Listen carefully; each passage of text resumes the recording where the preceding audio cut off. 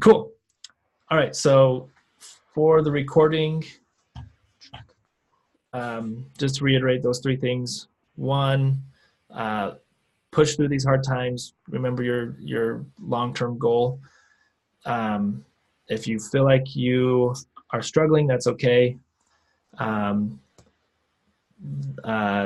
Don't copy and paste because you're just hurting yourself and you're not helping yourself learn a principle and applying it in a different situation. And then the other thing was to remember the 20-minute rule. Struggle for 20 minutes because that's how you're going to grow. That struggle period is how you grow. How are diamonds made? With immense pressure on a piece of coal. When you feel that pressure, you're being turned into a diamond. You can do it. All right, I feel like we need another Greatest Showman song to get us pumped up again. That's okay. We will look at our lesson for today. Okay. Awesome. Yay. Now, with that being said, we're going to feel some good pressure today with higher order components. Whoop, whoop. And then the second objective, we have been discussing this all through the class since day one. So this is something that we have learned and are beginning to understand.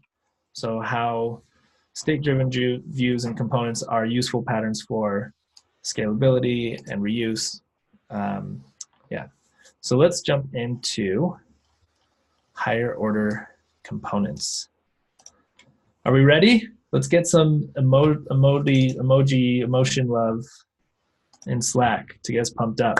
Who's ready for this? Awesome time. Yeah, nice. I'll throw in my new favorite that I found. Cool, cool, cool. Abed, my man. Okay, higher order components. What are they? And these are really cool things. We're not, again, I want to reiterate that this is not something that we expect for you to know and be a master of, but we're going to see this pattern quite often through the rest of the class.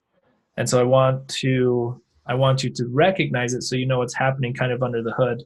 We're going to use higher order components in libraries that other people have written as early as tomorrow. So, okay, in order to do this, I'm going to open up a replit. And feel free to follow along if you want. It might be best just to watch and kind of go through this logic with me as we go from some really basic JavaScript fundamentals into what a higher order component is. But if you want to, I'm fine with you coding alongside with me as well. Okay. A higher order component is a very advanced pattern that allows us that gives us the capability to reuse component logic.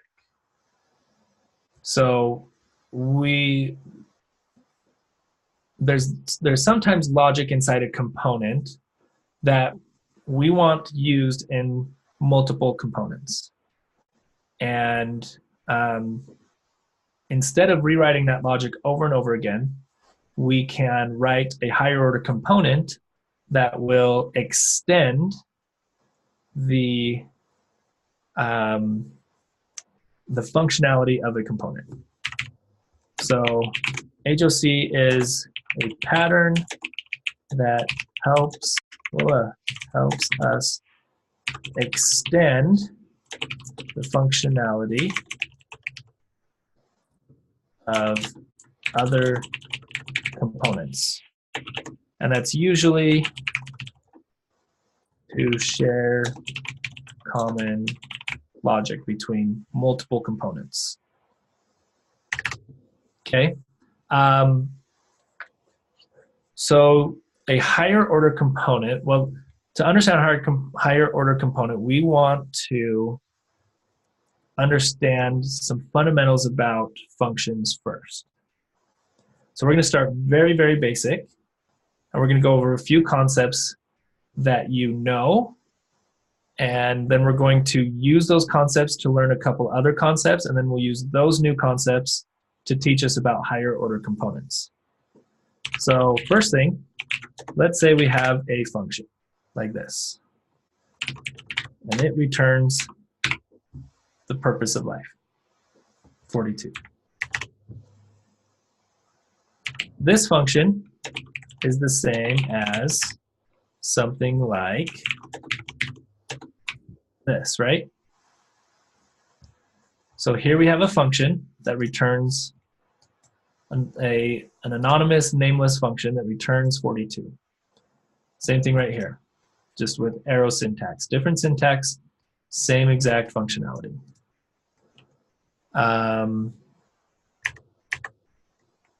And this is also the same as this, right? So here's an arrow function with curly braces. So one thing to learn real quick that we have to understand for higher order components is if we have an arrow function written without curly braces, then whatever is to the right of our arrow function is being returned by that function.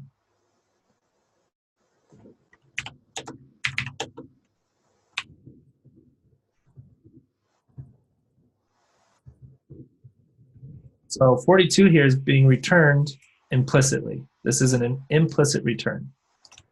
It is to the right of the arrow. So if we don't have curly braces, whatever is to the right of the arrow is being implicitly returned by this function. Okay. So let's take this just one tiny, tiny step further. We'll say function person that takes in a parameter of name is going to return an object.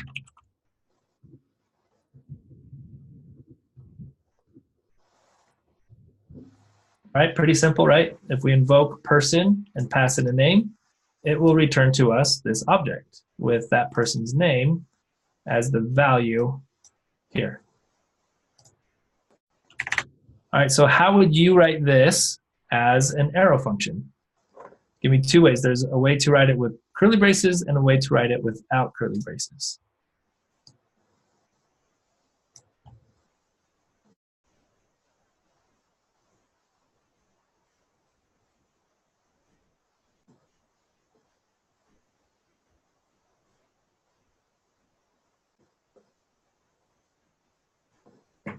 So how would we write this function as an arrow function? Awesome. Yeah, both are correct here.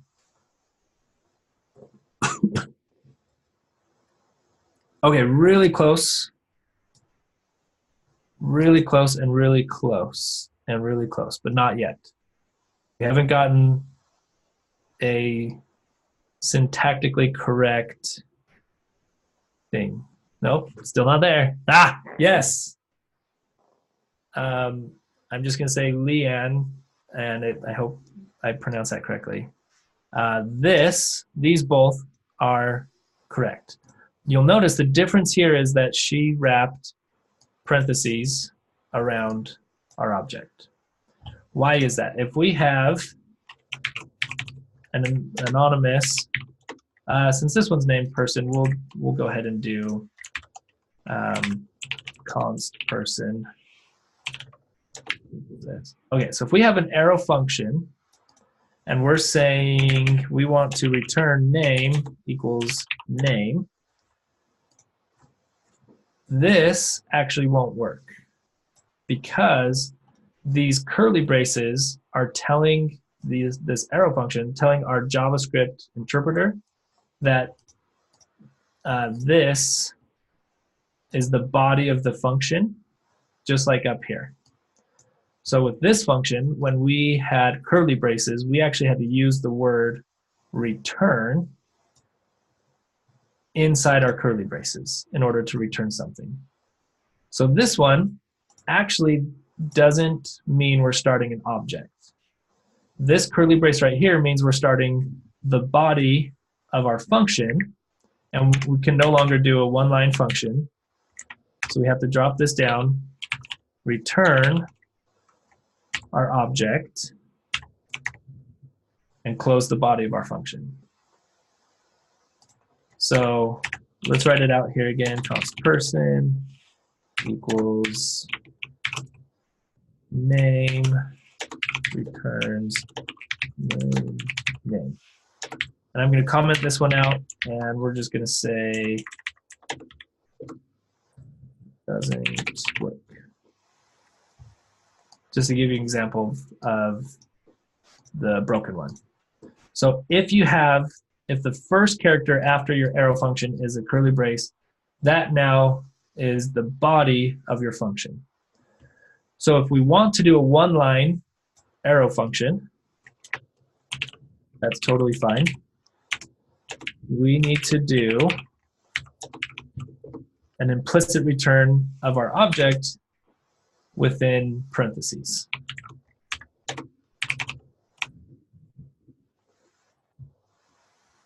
So now this one is okay because we've wrapped this implicit return inside parentheses. So this one works as well as this one. We'll just go 1, 2, 3 so we don't break things. I don't know if this actually works. Okay. In a minute, we're going to want to run our code here, so we don't want things to be broken. Okay, does that make sense? Any questions on that?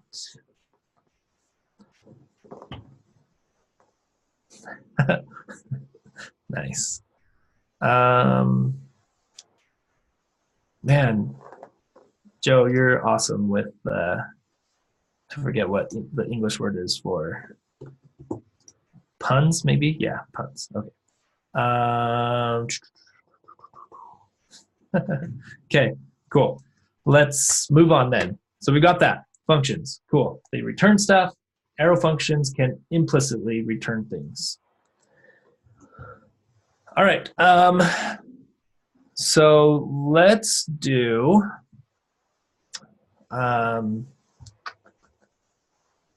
let's talk about this. Let's make a function called execute. And this is going to take in a function and just run that function. I'm going to invoke that function. So if we want this function, this is a callback function, right? Func is a callback. Oh man, there we go. Func is a callback. If we invoke execute, then our callback function that we pass into execute is going to be invoked, right? So if we say execute, execute, and then pass in a function, alert, executed. When we run this code, we should get this alert popping up here. Oh, okay, let's see. Where are we at? So these don't like to run. Dun, dun, dun. That's okay, we'll just comment those out. There we go. Executed, yay. So we invoked execute, and we passed in a function as its argument, and then that function gets invoked over here just by passing it into execute. Okay, this is stuff we've learned for weeks and weeks now.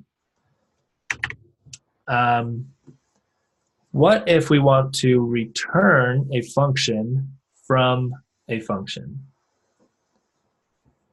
So we're getting into some like inception stuff here. So this is a very valid JavaScript thing to do. And in fact, if you want to get into functional programming, then this is something that you'll do often. React, especially React and Redux together, are trying to get you into functional programming. So what you're learning in this class is kind of pushing you a little bit away from object-oriented programming and more into functional programming.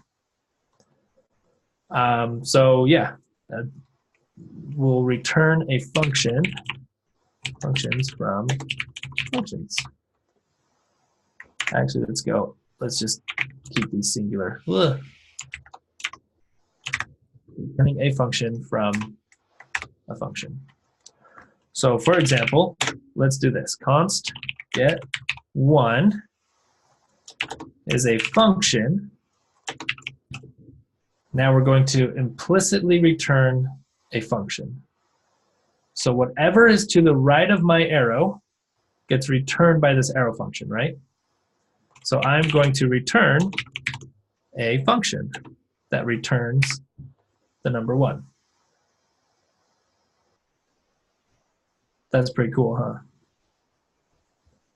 So let's take a look at this again. So this part right here, this is a function. This is my outer function that is implicitly returning another function. So this inner function that's being returned from my get1 function, then if this gets invoked, we'll return the number 1. So if we were to write this another way, it would look like this.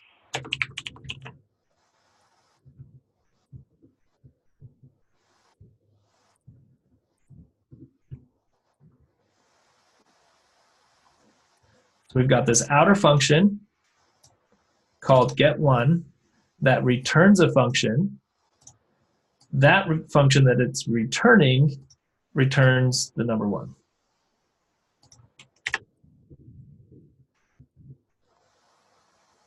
Okay, this is the syntax that we want to start to get used to, and we want to start to understand. It looks weird and a little bit scary right now, but we all want to understand what this is doing. All it's doing is returning a function that has a return inside of it. So let me comment this out because this is a constant and it will yell at me if I try to change what it's doing. Okay, so let's execute this. Well,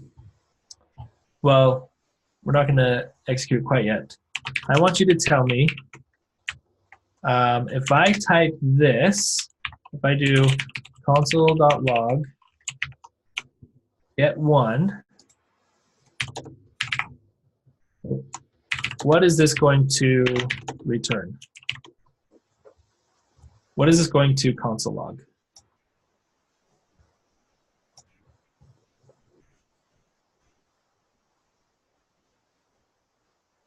Here we go, Bradley got it. A function definition. Yep. So get1 is a variable. What is the value? Notice that we're not invoking this, right? What is the value of get1? The value of get1 is this outer function that has an inner function that returns 1. So let me make sure my syntax is good here.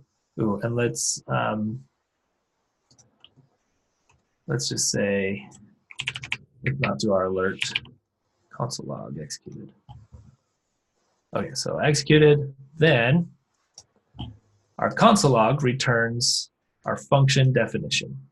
It looks weird in a console log. I don't know why we can't just log out the function definition, but this is what it ends up being when you console log a function definition. Logs a function definition. Okay, good. So the next step then is, what are we going to get when we do get one and invoke it? What's going to be returned, or what's going to be logged here?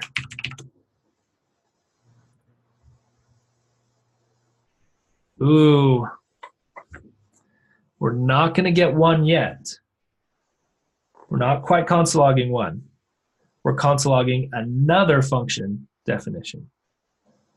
Because let's think about this again. If we invoke get one, what does this function return? It returns what's to the right of the arrow here. So here's our get one function.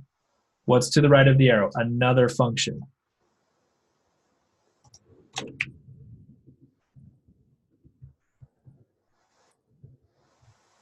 So when we invoke this one time, then whatever is to the right of my arrow here is what is going to be returned by invoking this.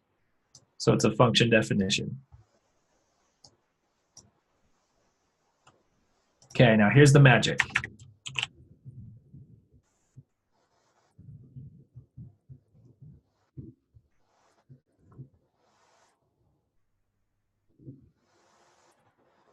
So now, what's going to happen? One, yes. Crazy.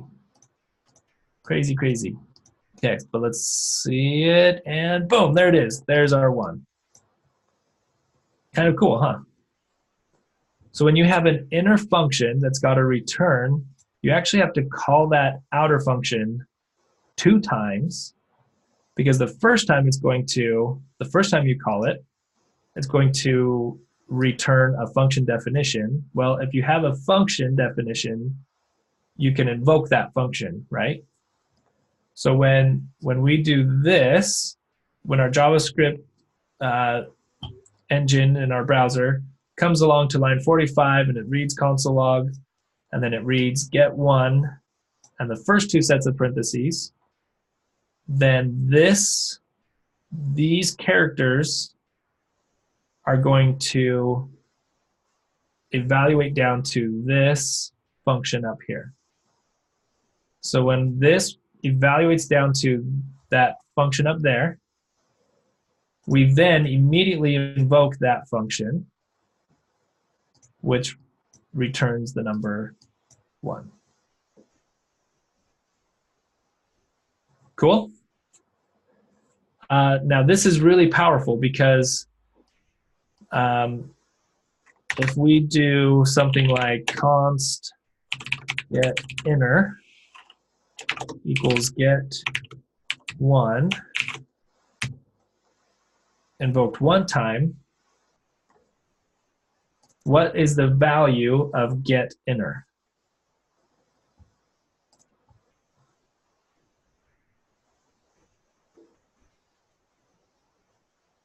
Yeah, it's that inner function. It's that function definition. So it's as if we wrote const get inner equals a function that returns the number 1. So now, if we invoke get inner, I think it just wants to keep typing that T, then we should return 1, right? And we do right here. So if you've got an inner function that's being returned by another function, then you can call that outer function and set the value of that inner function to whatever variable you're setting up here. This is all closure stuff that you've talked about, but concepts, these kind of complicated concepts, I know leak out of your ears and they're gone until you revisit it. So we need to revisit this because this is going to be really important for what we're learning today. So this is straight up, wow, the word just left me. Closure, straight up closure stuff. But with arrow syntax, which is even cooler. Okay, we're going to pause here for a second and see if there's any questions. Okay, so I think we were pretty clear. Okay, so we just got these two questions, and then feel free to ask another question. All right, Bradley says, if you have multiple function definitions in a function and you invoke it, does it invoke from top to bottom? Okay, so multiple function definitions. I think, are you saying if we had done something like const person 2, or even if this was a let, if these were all lets, person, function person, what would happen here if we invoked person is this would override this, and then this would override this. So you wouldn't get 3 different functions invoked. You'd actually just invoke the last one. These you wouldn't even need to use let because you've already declared person as a variable, as a function, and you're now overriding that definition. Even though they're all doing the same thing, but it would not be invoked 3 different times.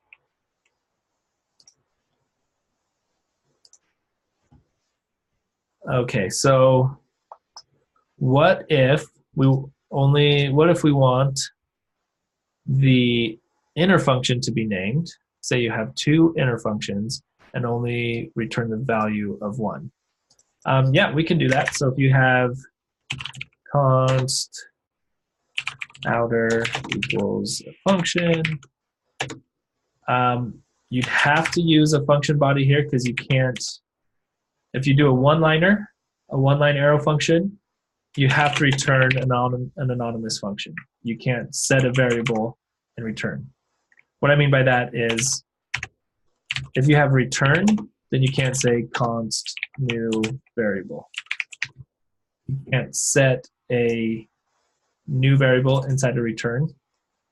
So same thing applies to implicit returns. We can't do const new variable here. So if we're doing one-liners, we have to stick with anonymous functions. If we want to have a named function, then it'd be function new func, and then whatever we want to happen in the body of that function, return new func. So you could have 5 function definitions here and just return 1.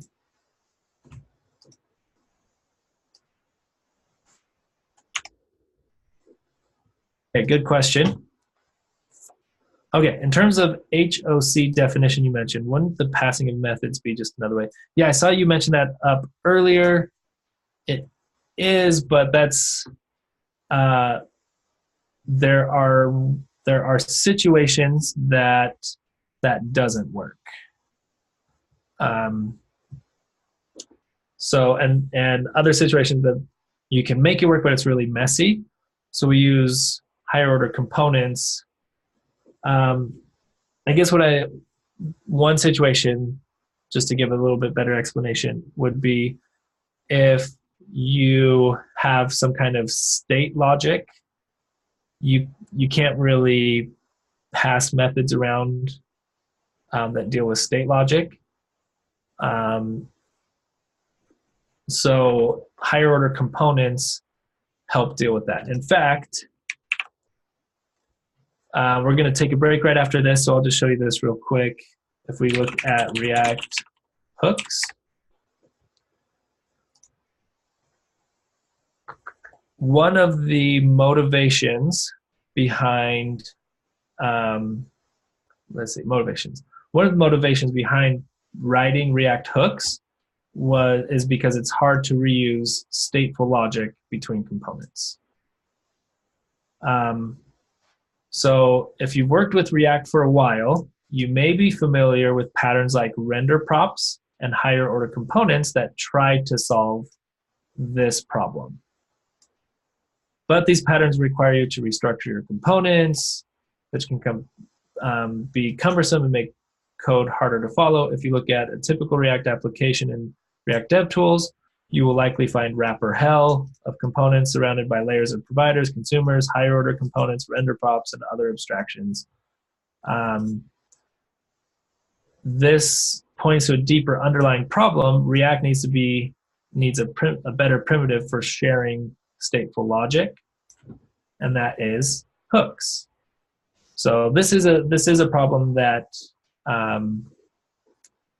is definitely not solved by just passing methods. So we've come up with patterns like higher order components, etc. Okay, so Bradley says, I meant if 3 functions were nested inside. Yeah, absolutely. We could write this as many layers as we want. And we'd have to invoke our function that many times to get to our 1 here.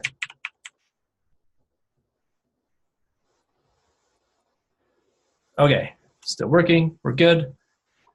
Okay, closures, arrow functions, implicit returns. We'll return to all of this in 5 minutes.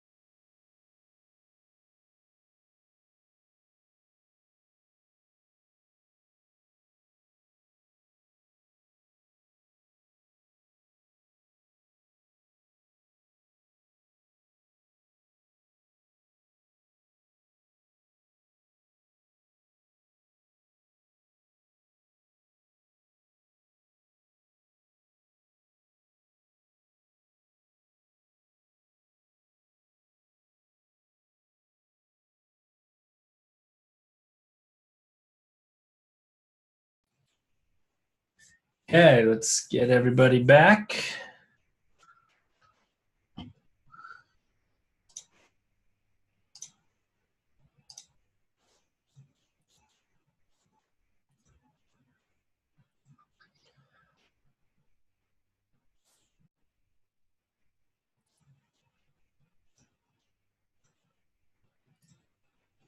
All right. So let's take this a little bit further, and that will help answer this question. Why and when would you use all this nested functionality?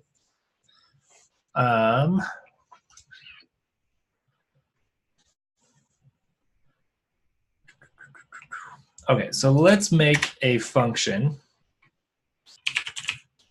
We'll do an arrow function called multiply. And this is going to kind of follow the pattern we just saw, except this time we're going to pass in some parameters here.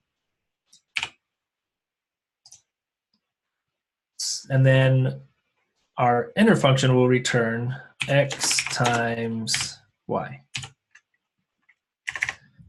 Okay, so if we do something like multiply and pass in 5, then invoke it again and pass in 20, what are we going to return here?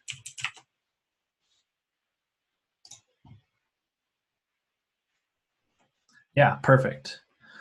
We're going to return 100. So we'll run that, and boom, there's our return. Okay, so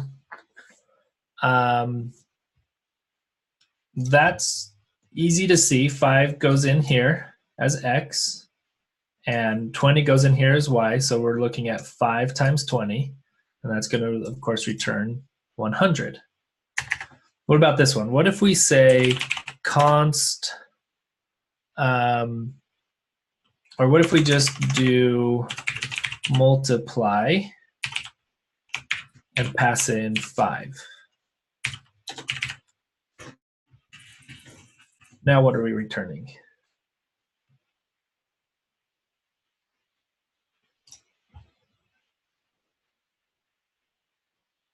A function. Yeah, yes, exactly. We're returning a function that already knows about what x is. So we're returning this function here, right? So multiply, we've invoked it one time, and we passed in 5 as x. So what does this function return? It returns an inner function with x already being 5. So this is returning a function that looks like that.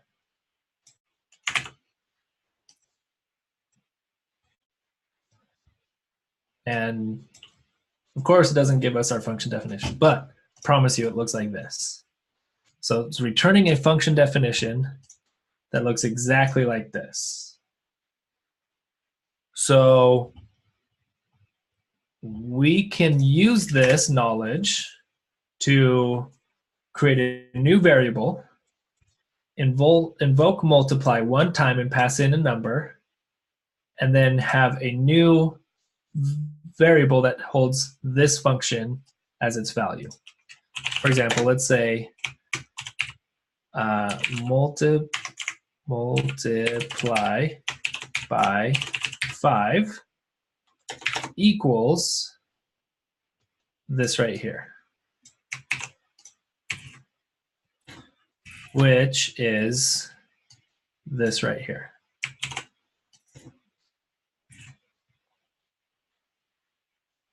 So when we invoke multiply one time, pass in the number 5, we get this value back. So this evaluates down to this, and this gets saved to this variable here. So if that's the case, then what happens if we say multiply by 5 and pass in 20? What's that going to return? 100. Yeah, exactly. This will return 100. There it is. We could say multiply by 5 and pass in 5 again. So that's going to be 5 passed in as y. So 5 times 5 is going to return to us 25. Oh, I was hoping I would catch someone saying 25 down here, even though I didn't ask. 25, woohoo! So the purpose of this whole nested function thing is to give us the ability to do this.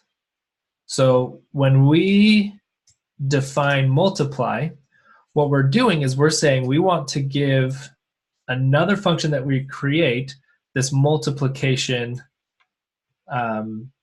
this ability to multiply two numbers together. At this point, when we're writing this, we don't care what those two numbers are. We just want to be able to, on the fly, dynamically create new functions that multiply something, one number by another number.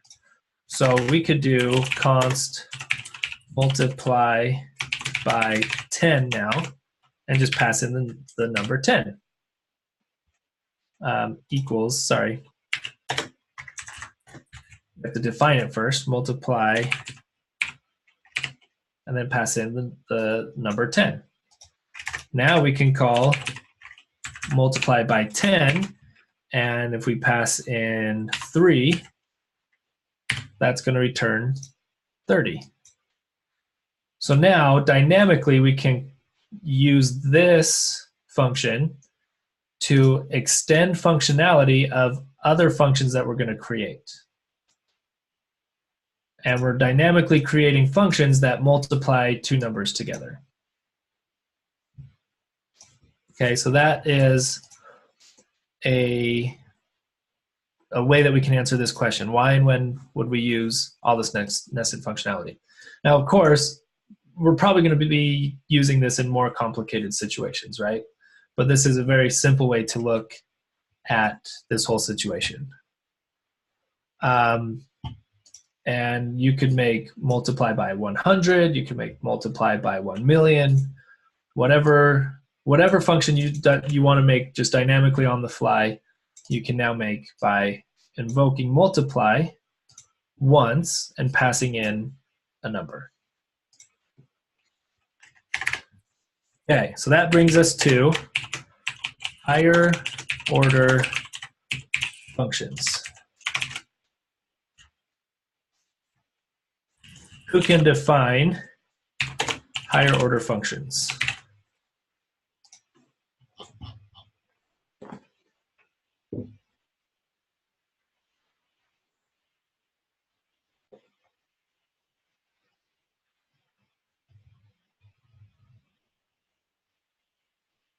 Okay, a couple things here that we've said. A function that calls a function, functions that get other functions passed into them, passing a function into a function which accepts function as a parameter. Yep, you guys definitely have it here. So it's a function that takes a function in as a parameter. So it accepts and we call that function that it's taking in as a parameter a callback function. So a function that takes a callback as an argument. Function that takes another function, and that's a callback function, as an argument.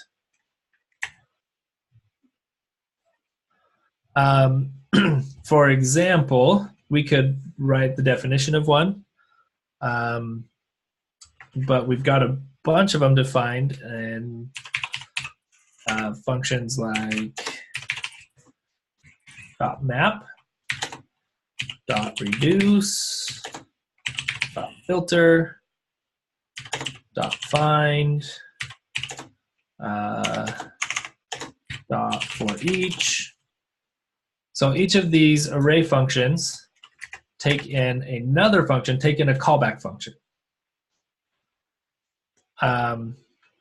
So if we have an array of 1, 2, 3, we can call dot map off of that and pass in a function, right? So dot map is considered a higher order function because it's accepting a callback function as a parameter. Let's say that we're going to return, this is going to look at one number at a time. We're going to return that number times itself. And when we do this, then we expect to get an array back that looks like this, right? There we go. So these are all examples of higher order functions. They're functions that accept a callback function as an argument. Now, you don't have to make this an anonymous function that you pass in. We could do something like const prime, we'll call it primer, equals this anonymous function, and then pass in primer, and we get,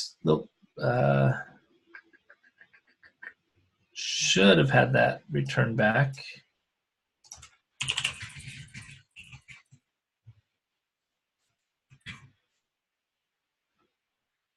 Primer. Okay, there it is. For some reason, it just didn't call it and give us that green, give it to us on that green line, but whatever. So this can be a named variable that holds a function. It can be a named function like this. Function primer.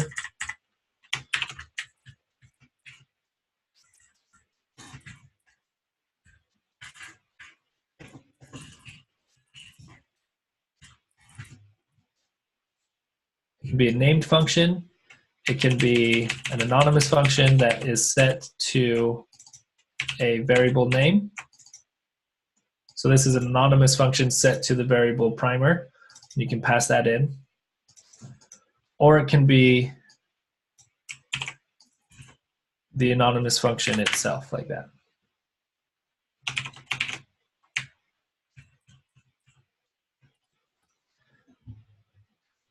So that is a higher order function. What do you think then are higher order components?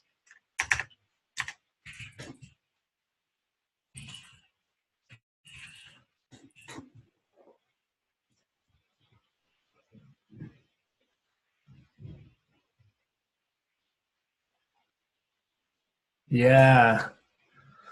So it's a little bit more than this. We need to add one more thing to our definition, but this gets us started in the right direction. So the first part of a higher order component is a component that takes in another component as an argument.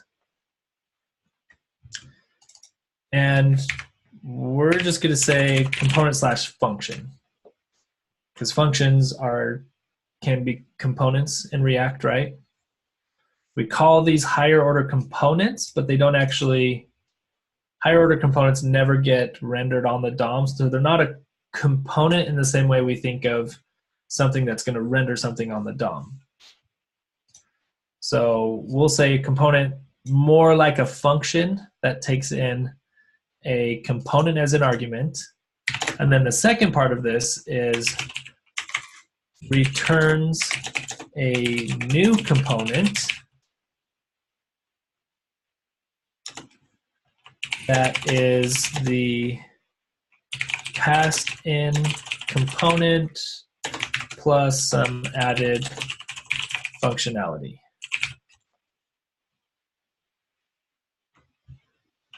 We'll say images. Okay, so let's look at this again. A higher order component is a component, but more a function that takes in a component as an argument, and it's going to return a new component, which is the passed-in component plus some added functionality. So it's a direct copy of the function we passed in plus some extra functionality. So let's take a look at this in Code Sandbox and kind of see what we mean with this definition. So I'm going to copy this, go to a new tab, go to Code Sandbox,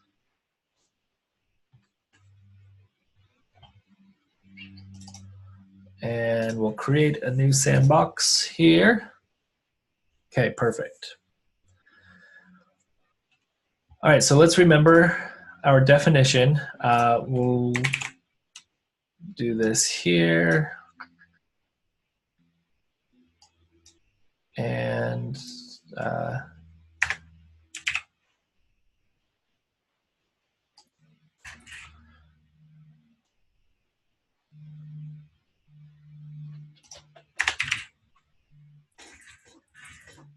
okay. So HOC definition, a component or a function that takes in another component as an argument and returns a new component. So let's start there. We're going to write a function, and we're going to call this, let's see, we'll call this, well, we'll call this yell. And this is going to take in some component, right? We'll call this our passed component, passed in component. All right, and we're going to use arrow functions here. Const yell equals this function here. Okay, so we have a function that is a higher order function, a higher order component that is taking in a component here as an argument, and it's going to return a new component, right? So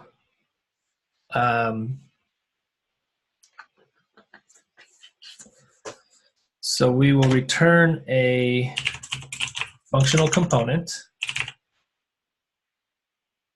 Let's see, we'll do it as an arrow so we keep it anonymous. And this is going to return some JSX.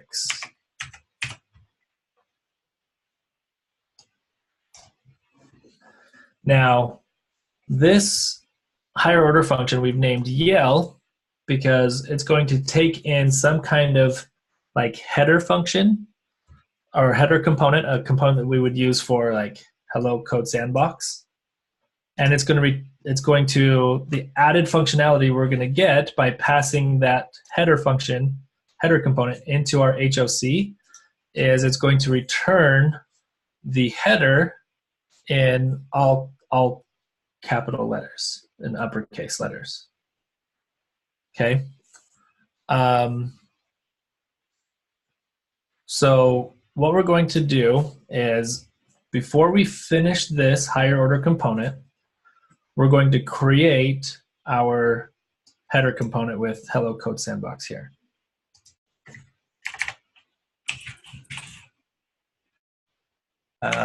We'll stick with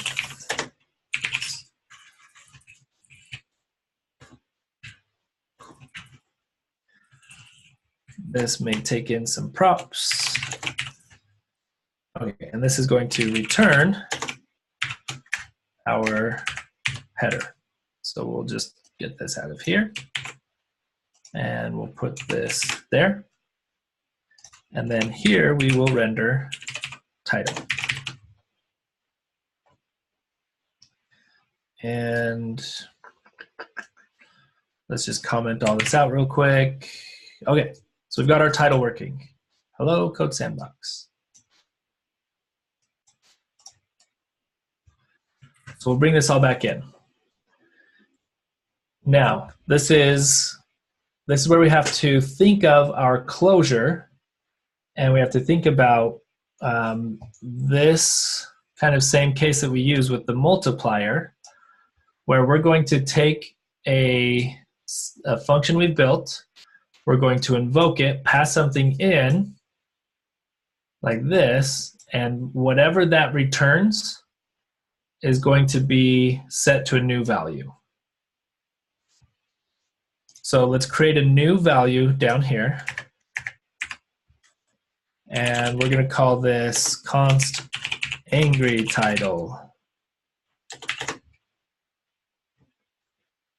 The value that we're going to give angry title is yell, invoked once, and whatever yell returns will be the value of angry title. And then we're going to pass in yell. This function is expecting a component, right? So we're going to pass in a component.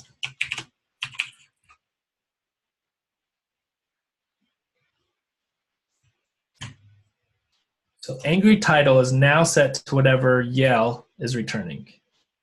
So what is yell returning?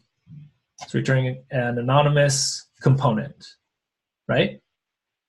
We see that in our first return here. This, if we pulled it out all by itself, looks a lot like this, right? So this component that we're using right up here is a function that's returning some JSX. This right here is a function that's going to return some JSX. So when we invoke yell, pass in component, it's going to return a component. And eventually, we're going to take that component that yell, parentheses, title, returns, and this is what we're going to render instead of title. So we're going to come up here, we're going to render angry title. All right, so now the magic part of all this.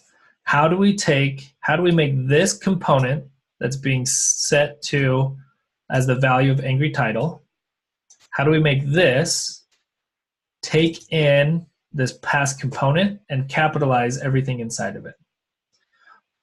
To do that, we're going to use a cool trick that you haven't learned yet. We're going to use what we call props.children. Higher order component, this isn't something that you do for every single higher order component.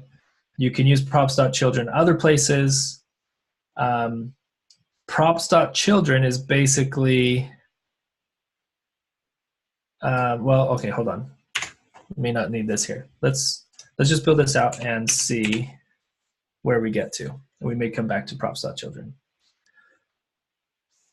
Okay.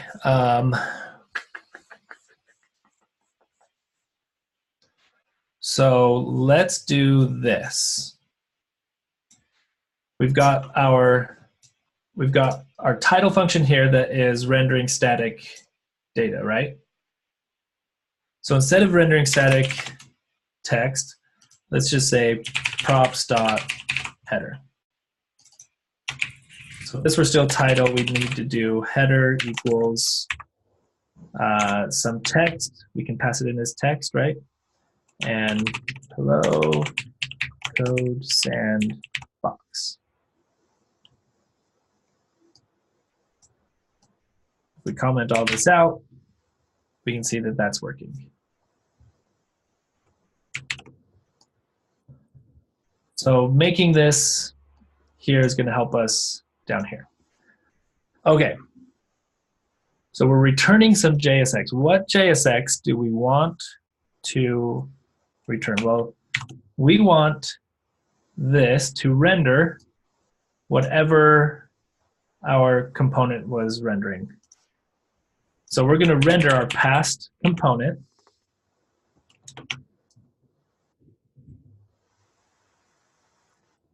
And we're going to pass in our props that we passed in up here. We're going to pass that into this. And it's going to do the same thing. Because past component is basically title. If we change the name to title up here, when we pass title in here, that passes title to there, and that gives us title here. And we know on title, we can pass in a header props, right?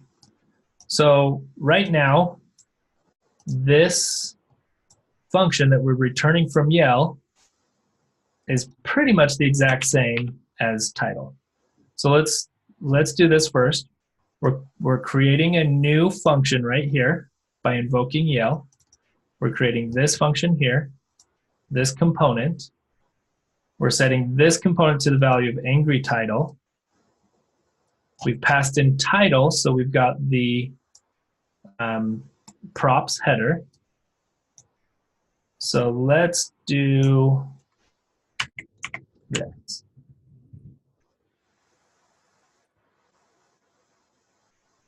Now when we passed in angry title, look what happened. We still got our hello code sandbox up here. Let's remove this from here. And let's put it up here.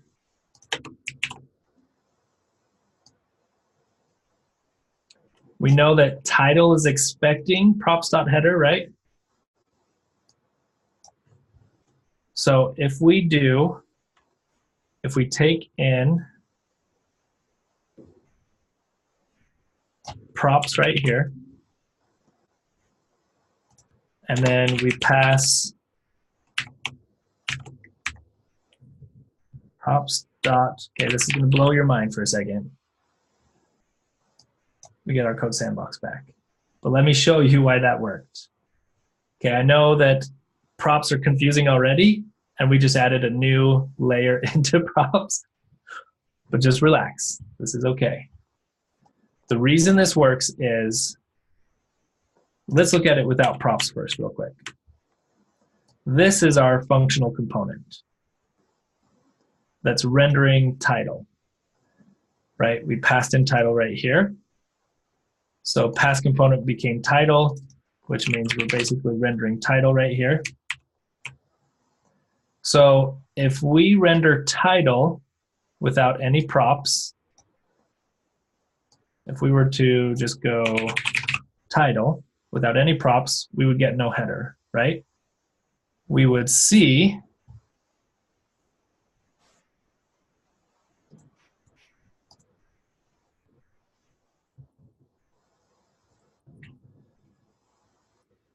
our H1 header, it just is empty. Okay, so we're rendering title without props. But title is expecting props.header to be passed to it. So now let's look at this function, this component here, that is the value for angry title. Well, we know that functional components take in props as an argument, right? When we, let's just do this. Let's go copy, paste. Let's not even bring Yell into it right now. Let's just make angry title its own functional component that renders title.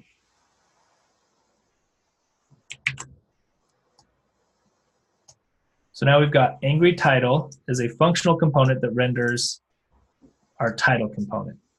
Well, title component is expecting a header prop, right? So if we render angry title up here and pass down, we'll call this title, and pass in hello code sandbox. Well, now angry title has a props.title. So let's go down to angry title. Angry title has props.title. Title is expecting a header. So let's pass props.title to our title, which then uses props.header to render that sentence. But instead of writing this on angry title, we want this functionality to happen right here. So everything from this line and this line are pretty much the exact same, except this is named pass component, which we know is named title. And this pass component doesn't have this header props. So let's just copy and paste that into there.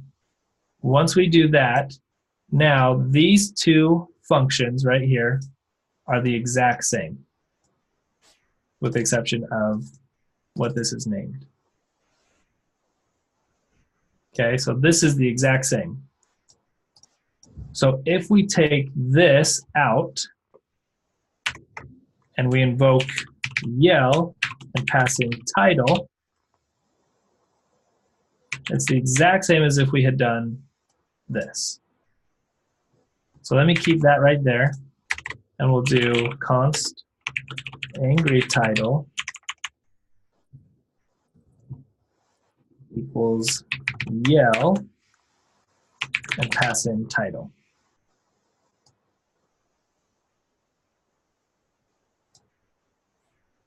Hey, where did our... Oh, we didn't pass it in here. Header, we need that same header equals props.title. I command Z'd too many times. There we go. All right, so doing this right here, invoking the yell function is pretty much the same as doing this, right? Angry title becomes this function right here. We passed in the title component. So yell renders that passed in component, and it has the correct props on it with the correct value being passed in. So doing this is the exact same as doing this. So if you can understand why this works, if we switch them, if you understand why this works here to render hello code sandbox, then you should be able to make that leap to understand this. Well, if you understand this and if we understand this concept, then we just have to leap that little scary chasm of the syntax is hard. Think about it in our mind. What is yell? If we invoke yell, what is it returning? It's basically returning this right here. Okay, so since this is the chasm that we have to jump from angry title as its own function to angry title as we'll call this an HOC invocation. And let's make sure that we really understand angry title first. And then that'll help us jump that chasm. Okay, so let's look at first our app component. Our app component is rendering angry title and passing this string down as props.title. So if we look at the component angry title, we know that we have props.title on our props object. So props.title is being passed down as props.header to our title component. So angry title is a component that's rendering another component and passing this string to props.header. And then title, so now we have to look at what title is, right? So let's look at title. Title is a component that renders an H1 element. And what is that H1 going to be? It's going to be whatever we pass to title right here as props.header. Props.header is whatever props.title is passed to angry title. So if we look at angry title, props.title is hello code sandbox.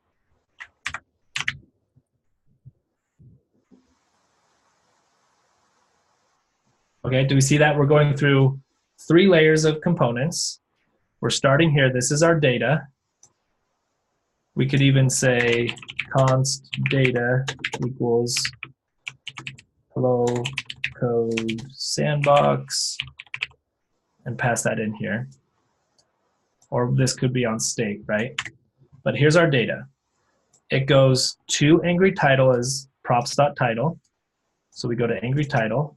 Props.title is literally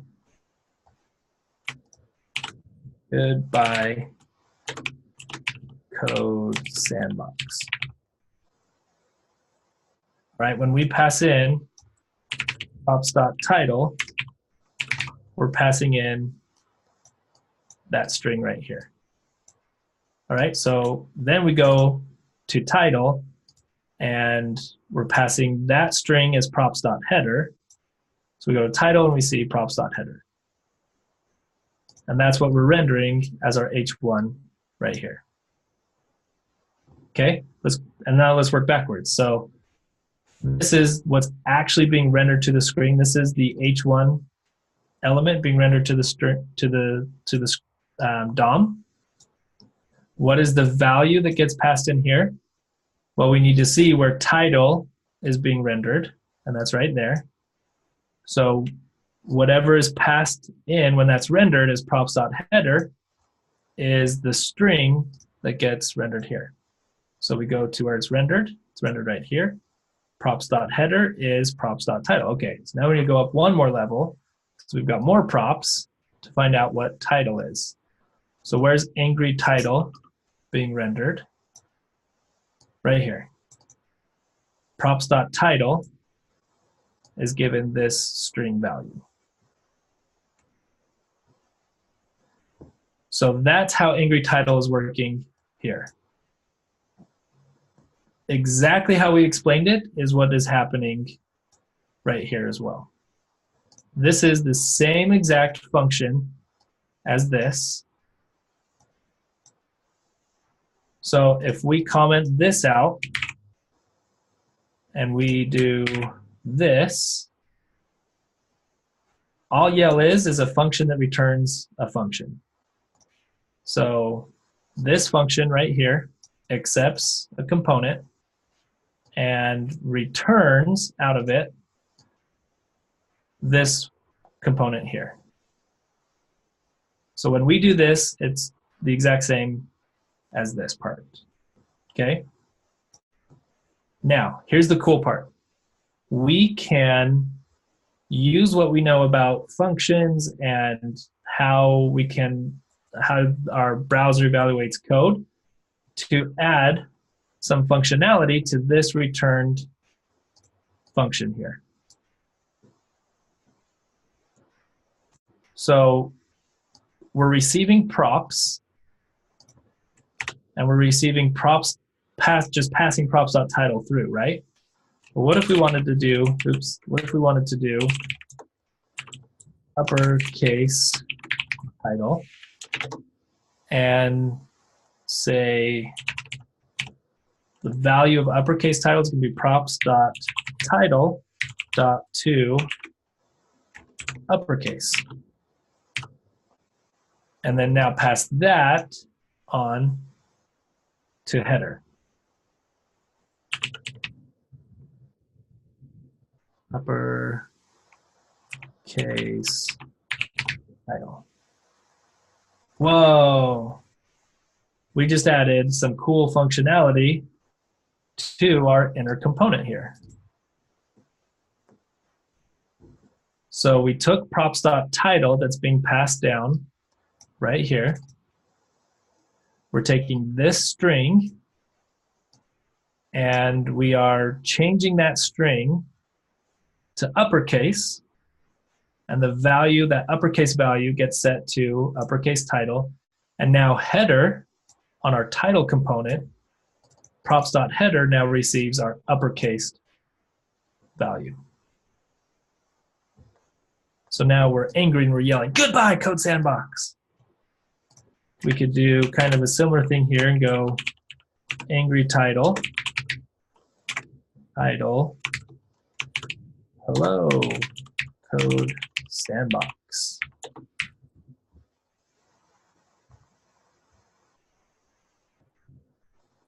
All things correctly. Now we get both rendered.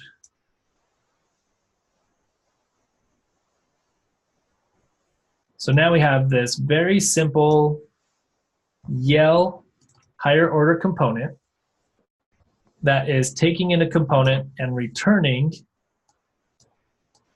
a component with some added functionality. So when we pass in title, we're basically rendering title, right? That's all we're doing when we do this, with one minor difference. The only difference is we're not rendering this string. If this was title and then header, we could do that, or we could take this component, pass it through our higher order component to get angry title, and we basically have title but with that little bit of added functionality. Okay, we're gonna pause, look at some questions, and see how you guys are doing here. Woo, lots of questions. Oh, we don't have to go back that far. Okay, Alex asks, can an HOC hold state and pass a new instance of state into each component you pass through? Yes. Yes. Yep, that is one really good use case for a higher order component. CJ says, so when you take in another component as props, you receive their state and methods. Yep. Yep. I'm not going to go too much into these because, again, I just want you guys to see a couple examples in code. We're not going to talk about all the different things we can do with HOCs. I just want you to understand this concept that we are passing in one of our written components, and our HOC is returning a brand new component, which is basically a copy of our old component that we wrote with that little bit of added functionality. Let's say we did, a really good use case for this would be const subtitle equals props, and it's going to return this.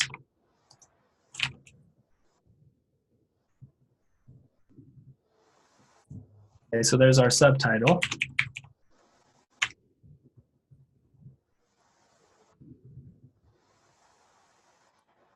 But again, we don't want this hard-coded in here.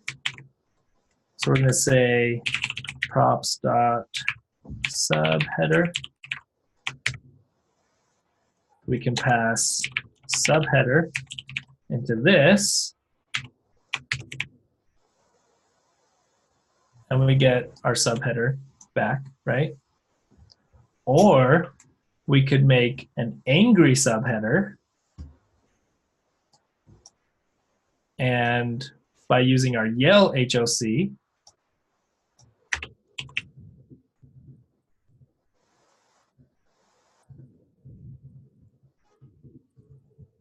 and pass in our subheader component instead of our title.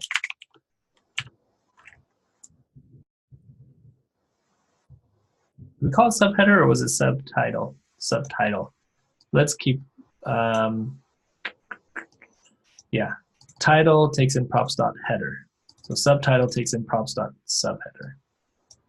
So this is subtitle. And then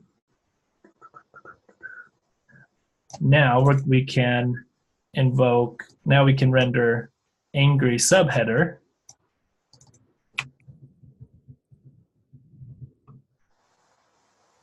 But since we are using yell, we need to pass in props.title instead of props.subheader. So we'll pass in title. Oh, curses. Let's see what happened. So yell takes in subtitle, takes in props.title. Oh, it's because we don't have header. So this needs to be changed to header. There it is. So we'll keep all the, when we're sharing our functionality, we need to keep our props the same. Okay, so now we used yell twice with two different components. Actually, we used it 3 times, twice with title and up here. And we passed in our title. And then our second time with subheader. And so let's look at this. We're rendering 2 title components that are H1, return H1 components, right? We're rendering 2 titles and 1 subtitle, which renders an H2. Our yell higher order component doesn't care about whether this is an H1 or an H2. All it cares about is that we are uppercasing the text that comes into these components as props.title and then passing that on. So whichever component you pass into it, whether it's title or subtitle, yell doesn't care what those components are doing. It doesn't care that title is rendering an H1 and subtitle is rendering an H2. All it's going to do is interrupt that flow and say, hey, I'm going to grab props.title and make it uppercase and then pass that on to title and subtitle. You guys do whatever you want with it. So now instead of writing this twice in both of our components, we made one function that handles that similar functionality. We pass in, if we take those back out, we pass those 2 functions that have that shared functionality into our higher order component, and it renders, and it uses that functionality and renders what we want. Okay, I'm gonna go back to Slack, check out questions. Okay, so when you take in, yeah, all right. We looked at that one. Will you be reposting this video for later use? Absolutely. We will do that. After we finish, usually it takes about an hour, and Caitlin will post that to our channel right here. Okay.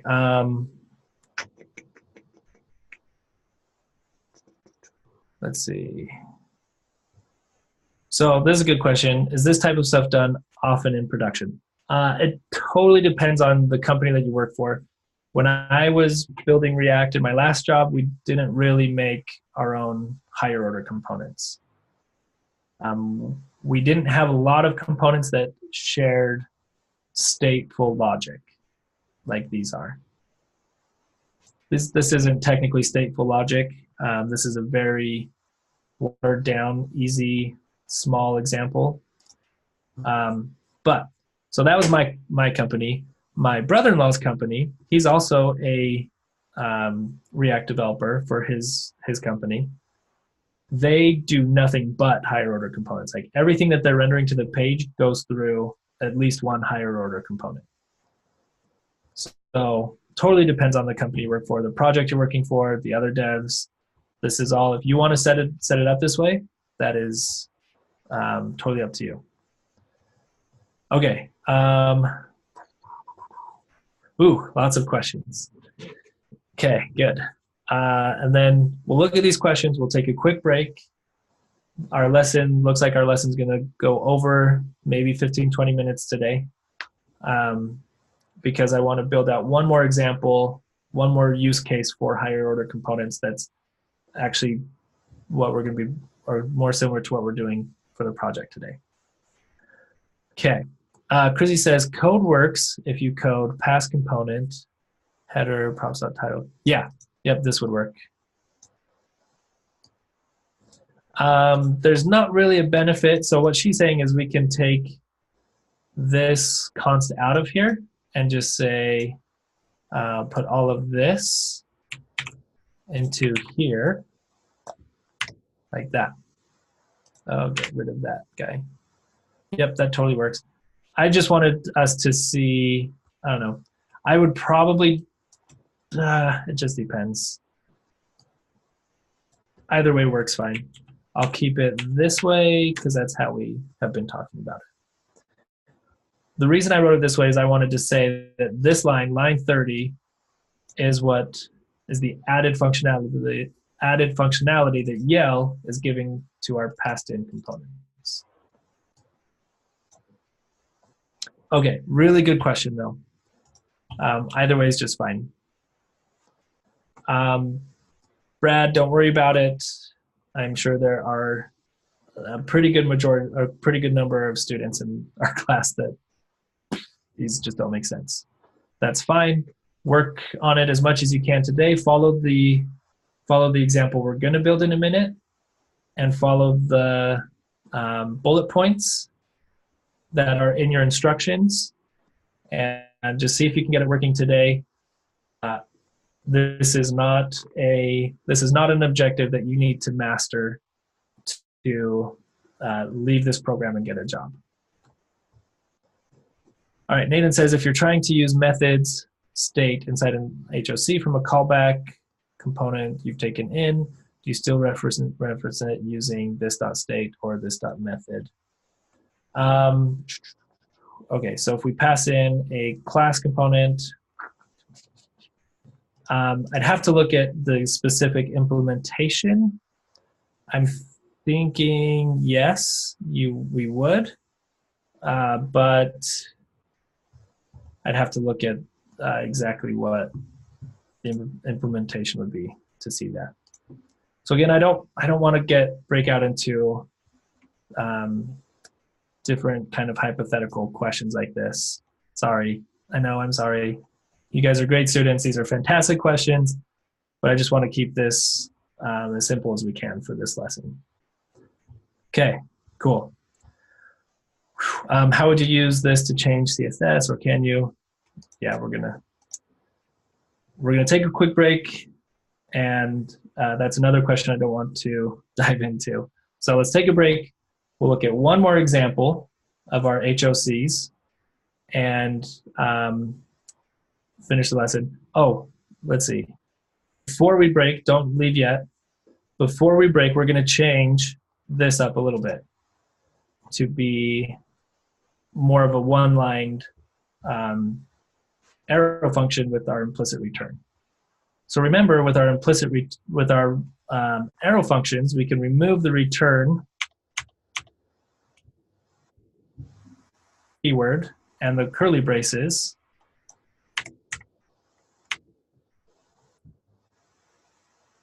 and implicitly return this function. So let's do, I'm going to copy that and go back to what we had before. Paste this, comment that out, and say same as this. So I'll give you this one that we talked about to reference, but this is the syntax that you're going to see with higher order components. So you'll see a arrow function that returns a component. An arrow function that gets a passed component, a component passed into it, and returns a new function. So you always have to remember what's to the right of our arrow. That's the value being returned. Okay, 5-minute break.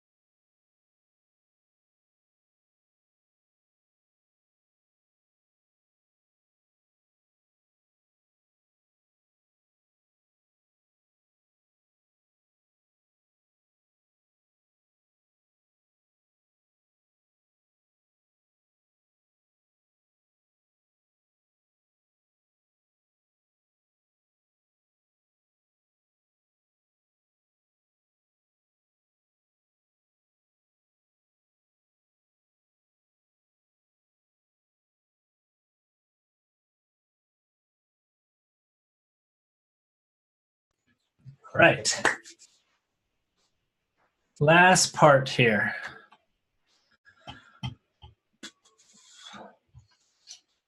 Okay, so we've got this component. Why are we not getting?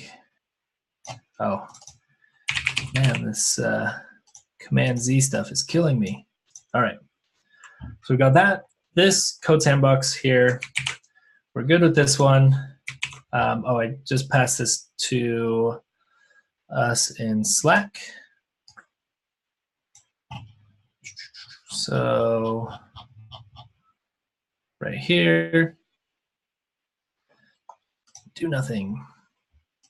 So let's do, we're gonna leave this one where it is. We're gonna do one more that kind of gives us the other use case for higher order components. And that other use case is to conditionally render one component or a different component based on some type of condition. So let's go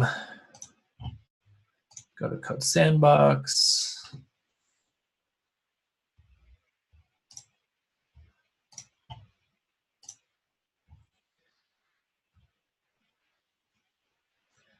Okay, and we're going to build this out in a little bit more familiar file structure. We're going to have components, and we're going to have a component called first, and we're going to have a component called second, and then we're also going to have a file for our higher order component called conditional render. Now you'll notice that with yell and with conditional render, I've kept the first letter lowercase. And that's on purpose. For higher order components, we don't capitalize them. Components that get rendered to the screen or that get rendered in some kind of JSX are capitalized, because when we make a JSX element that is a custom element or a component, it has to be capitalized. Otherwise, it thinks that you're trying to write, like use a div or use a p tag, just a normal element. So if it's being rendered in JSX, it's capitalized. HOCs are never rendered inside our JSX. Okay, they return components that get rendered in our JSX, but not HOCs themselves. So we don't capitalize them. So remember, yell, you won't ever see yell anywhere.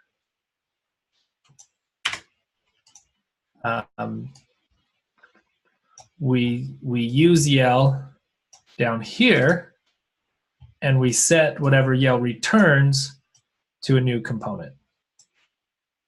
And then we render angry title or angry subheader. So same thing with our conditional render component here. Okay, so let's go to our index.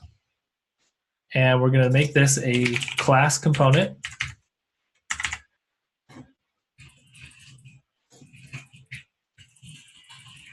And we're going to give this a constructor and some state.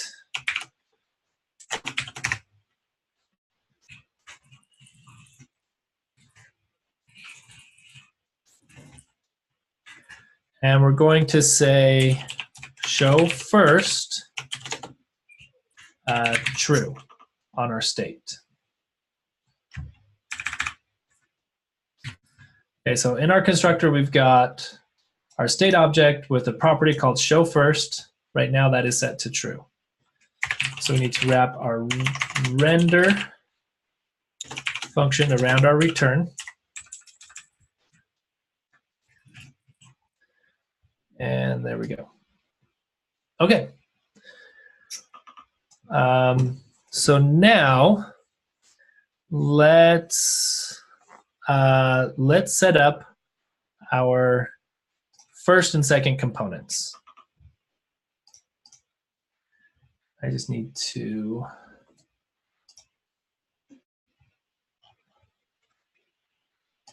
turn on do not disturb. Sorry for all that clicking.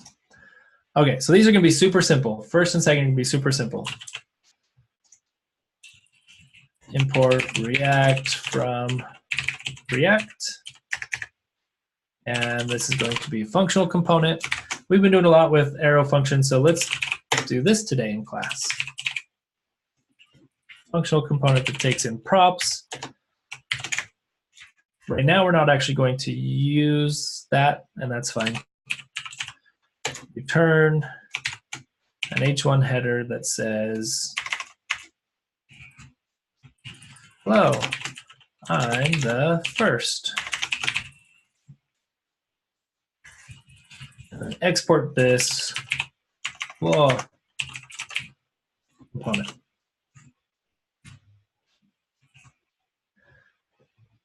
And then just going to copy and paste this for second.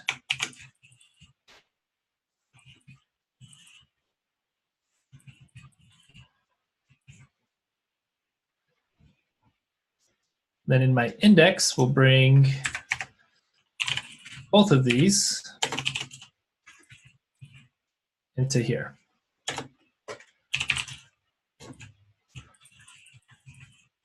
Dot slash component slash first.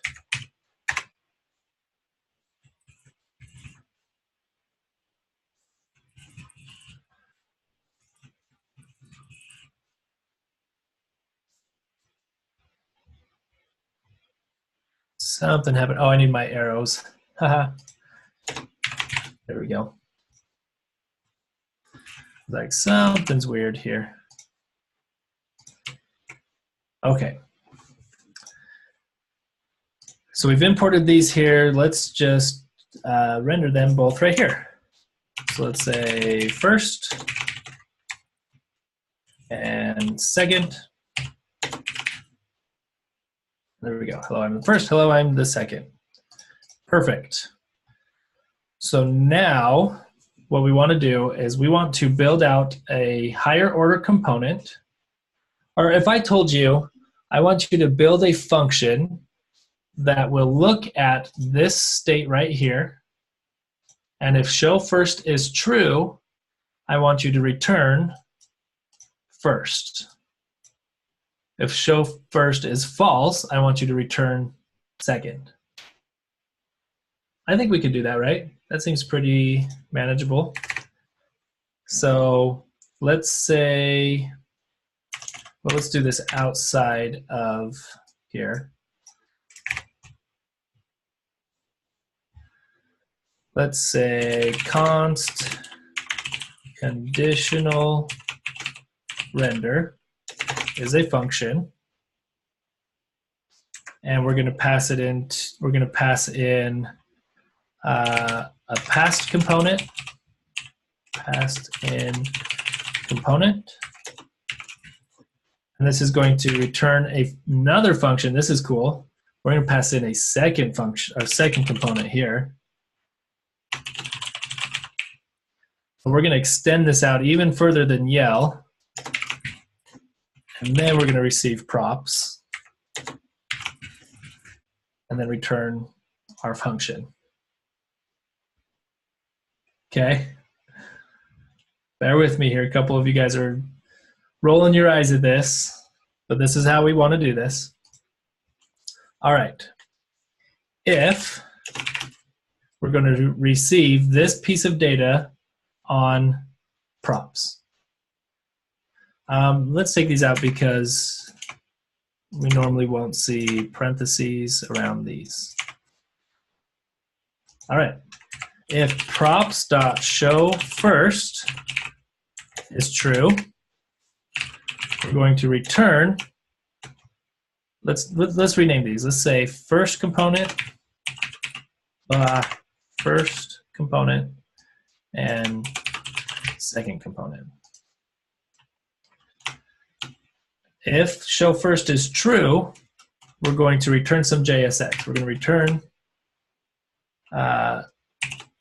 first component. If it's not true, so if this happens to be true, then we're going to return this, and it takes us out of our function, and whatever we write on this line won't ever get touched, right? So that means we don't have to write our else statement here and return second component. We can just remove that. This is a lazy developer good trick to use. Not a lazy developer bad trick, but a lazy developer good trick.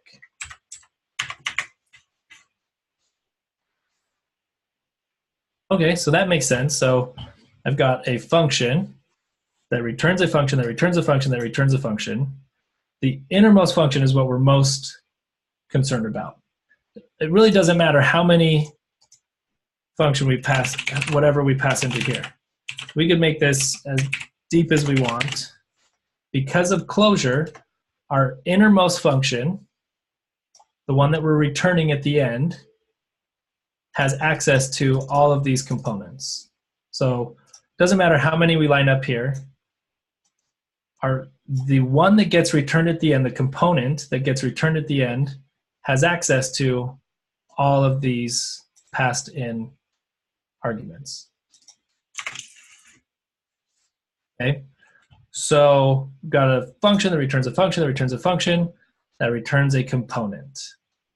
This component is going to look at this piece of data, and it will either render first component if this is true, or it will render second component if this is false. So now, how do we make this, how do we put this into here? You guys tell me, what are we going to put right here? What are we going to render here?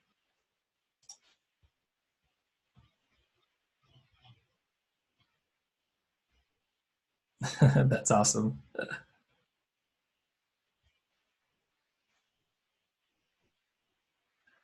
Ooh, not quite. Remember, we don't want conditional, we don't want our HOC in our JSX ever. Not okay. We don't put our HOC. This is our HOC. We don't want this in our JSX. Just like yell. What did we do with yell? We don't want yell in our JSX. What did we do right here with yell?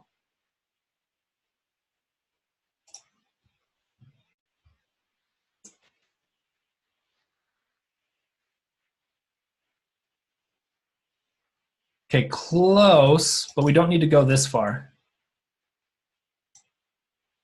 Okay, yeah, let's start right there. CJ, we're gonna start right there. So CJ says const conditional equals something.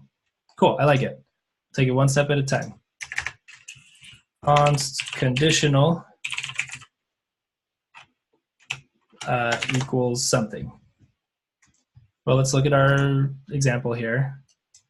Equals our HOC invoked, yeah? We good with that? Okay, let's try it.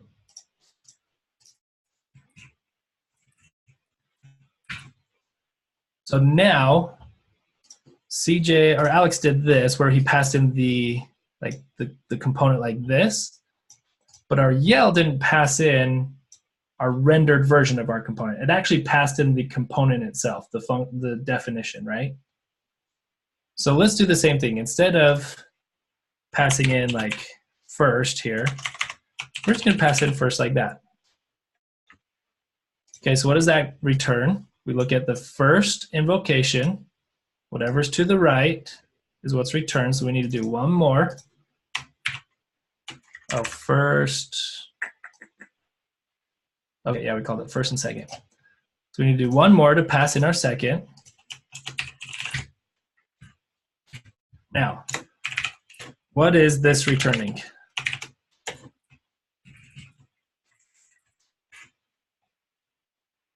What does this return? Do you remember way back an hour ago to this? Oh, no, we need to go deeper. Oh, we're one level deeper even than we went here.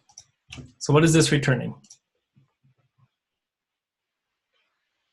Function statement, yeah. Good. So this, when we do this, we're past this point and we're now to right here. We're now returning this function definition. This function also happens to be a React component. How convenient, right? So by doing this, we've now passed a React component to this variable right here. So now we can come up here and say conditional and pass in props.what? Props.show first.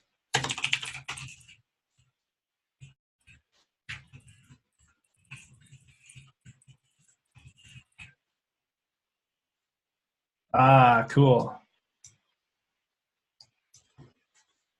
So what is this rendering? It's basically rendering this right here.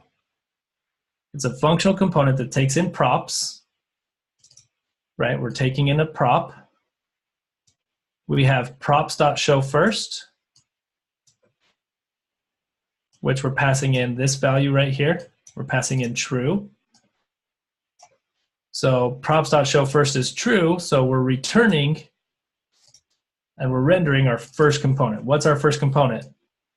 Well, we got to go to right here where we're doing all our invocations, right? And our first component comes from this. First, what does first come from? This component right here. Hello, I'm the first. So if we change this to false, it renders the second. Now, watch this. This is the last thing we're going to do. And then we'll break out our higher order component, put it into its own file, and then we'll be done for the day. Toggle components. OnClick is going to be a function. We're going to call this dot toggle. Toggle takes in the event, calls event dot prevent default, and we're going to run this dot set state. We're going to set the state for, why did I do curly braces? Set the state for show first. So if we click this button, we're going to toggle. We're about to call this dot state dot show first, right? We should do this in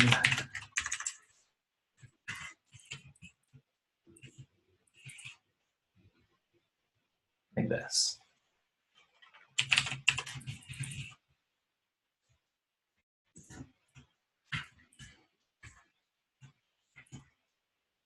Okay, so if we click the button, then we're basically toggling show first.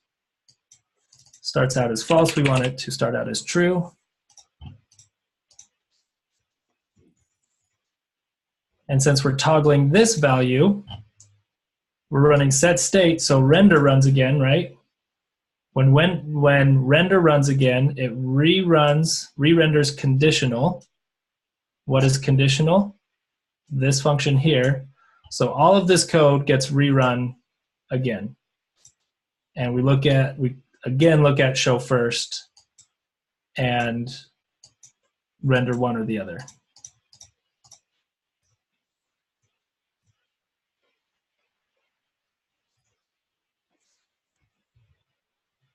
Before I look at Slack, let's just pull this out. And we're going to go to conditional render and put it here.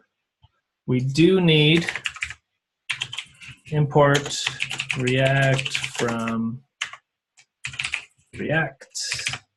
Since this technically is a component, we need that.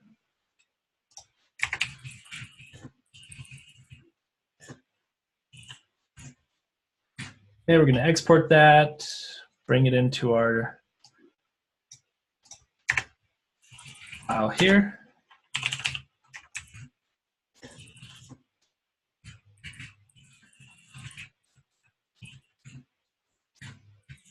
And there we go. Now we're going to call that there, make our conditional component, render our conditional component, and pass in show first. So this is the other use case. We've got two use cases for higher order components. One is to conditionally render different components. The other is to extend functionality, like our uppercasing, like Yell does with uppercasing, to multiple components. I'll, towards the end of the day, I will send out a really cool article that talks about some different use cases for, or how we can extend functionality in different ways. So that if you feel okay with higher order components, you can read through that and you can see, all right, this is a case that where we've got 5 components that need this specific logic. So I can see that why I would make a higher order component for that. Okay, I'm scared. I'm gonna look at Slack. Let's see how we're doing. Cool, we got to here. Condition show first. But why not just use this here? We could, absolutely we could. This is, again, a very simple use case for this. So take it with a grain of salt. This would be easier and probably better for this exact app that we just built, but it's just one of those things that we can't show you a better use case because that would be way too complicated and take too long. Okay, last chance for questions. Oh yes, I'll save. Did I pass this one down? If not, here it is. Okay, and just unfurl that, save on room. Okay, let's look at today's project. All right, so we're gonna go to the day 3 README. Today's focus is to explain and implement a React higher order component to conditionally render protected content to the screen. All right, so to start off today, your application should be structured like yesterday, but now should have a working search bar, comment input, and like icon. Those aren't necessary. We're not going to be doing much with those today. You can still work on today's part of the project even if you aren't completely done with yesterday's portion. So today you will be building a higher order component. Woohoo! The higher order component will not let users see posts until they have logged in. Okay, so that sounds like conditional rendering, right? You're going to conditionally render your post page only if your users have logged in. Obviously, our login system will be faked. Don't use this in the wild. This would be bad. But you're going to build a login page, and you'll either show the login page, or you'll show your post page, depending on what's in local storage.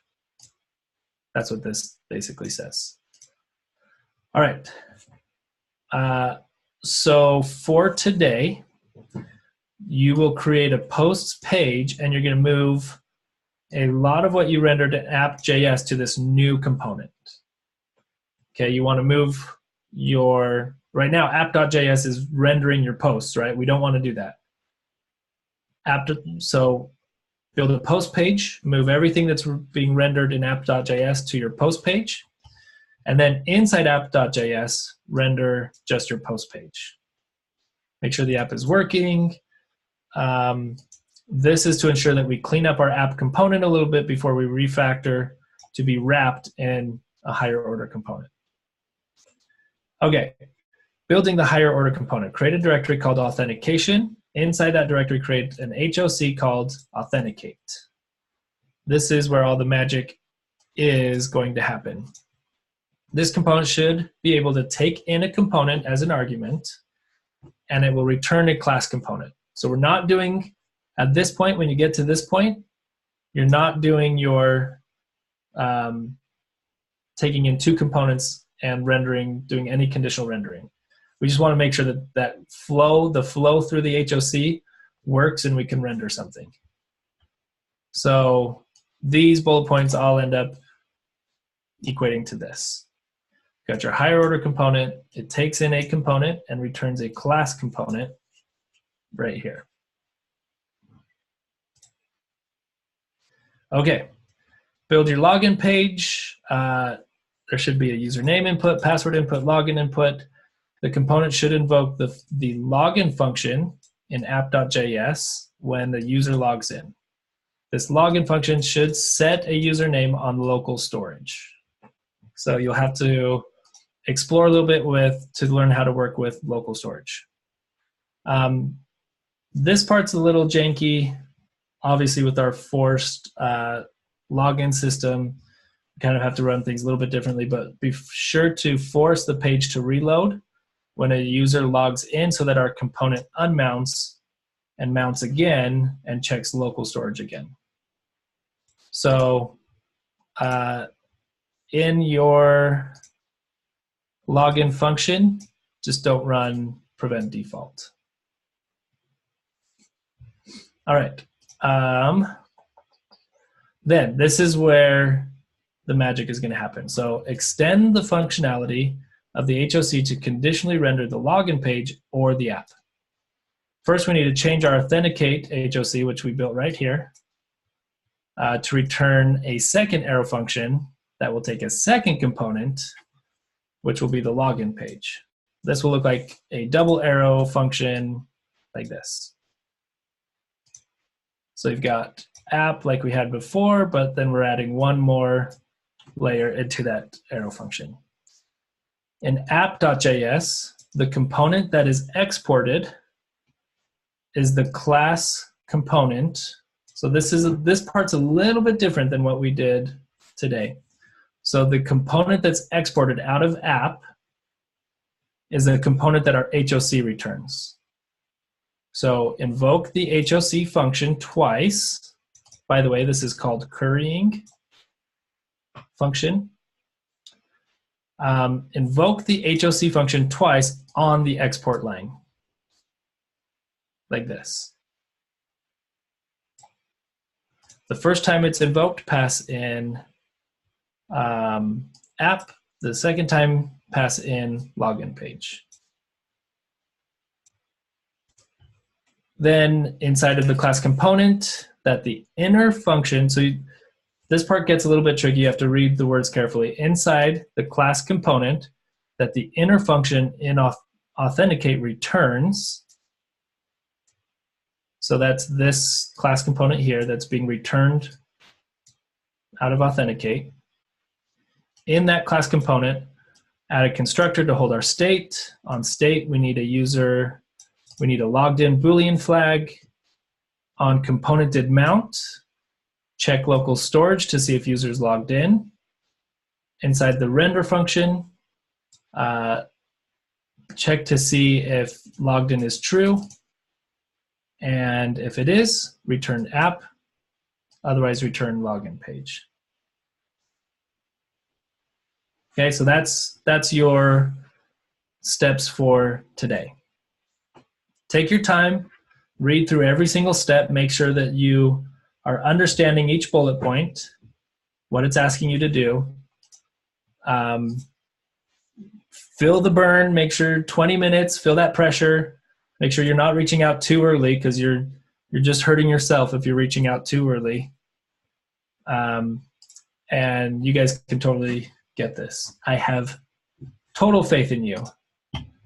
And again, if this is a total burn and fail day, that's okay.